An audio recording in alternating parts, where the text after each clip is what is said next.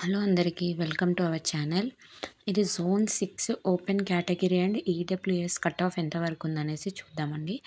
ఇందులో first open కేటగిరీలో 1330 rank వరకు ఇంక్లూడ్ అవుతా ఉంది. సో అందులో నేను ర్యాంక్ వైజ్ ఇచ్చాను. ఇందులో మార్క్స్ ఇంక్లూడ్ చేయలేదు.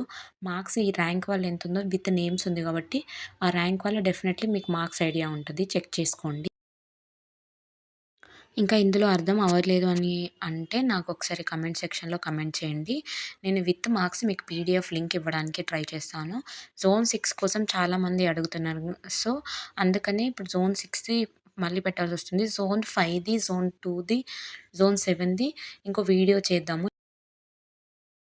సో జోన్ 6 ఎక్కువ పోస్టులున్నాయి, ఎక్కువ పీపుల్‌కి ఇది యూజ్‌ఫుల్ అవుతది అనేసి జోన్ 6 అగైన్ నేను కట్ ఆఫ్ ఇప్పుడు ఎర్లీగా పెడుతున్నాను.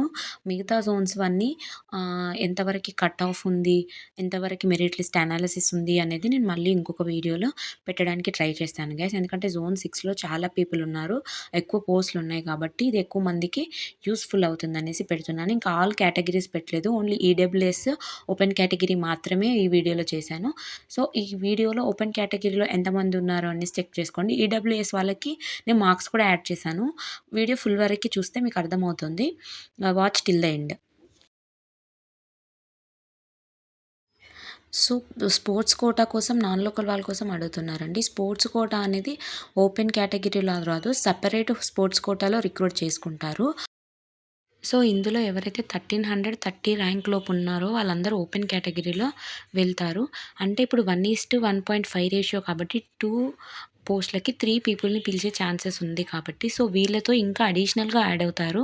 సో ఇప్పుడు ఇందులో ఉన్న వాళ్ళకే కాకుండా అడిషనల్ పీపుల్‌కి కూడా ఛాన్సెస్ ఉంది. వీళ్ళ ఉన్న వాళ్ళలో అందరిలో అన్ని ఫ్యాక్టర్స్ ఇంక్లూడ్ చేసి స్క్రూటినీ చేసి తర్వాత మనకి ఫైనల్ లిస్ట్ అనేది పెడతారు.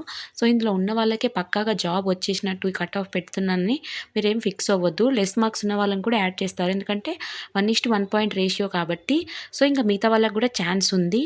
సో మీరు ఇందులో ఉన్న వాళ్ళు మాత్రం పక్కాగా వెరిఫికేషన్‌కి కావాల్సిన సర్టిఫికేట్స్ కానీ, డాక్యుమెంట్స్ కానీ అన్నీ అరేంజ్ చేసి పెట్టుకుంటే మీకు తొందరలో రిలీజ్ అయ్యే వెరిఫికేషన్ లిస్ట్‌కి చాలా హెల్ప్ అవుతుంది. జోన్ 6లో ఓపెన్‌లో మనకి 300 పోస్టులు ఉన్నాయి కాబట్టి నేను అక్కడి వరకు కరెక్ట్‌గా 300 పీపుల్ ఎవరైతే ఉన్నారో ఫస్ట్ స్టార్టింగ్ ర్యాంక్స్‌లో సో నేను వాళ్ళని మాత్రమే ఇంక్లూడ్ చేసి మీకు ఇచ్చాను.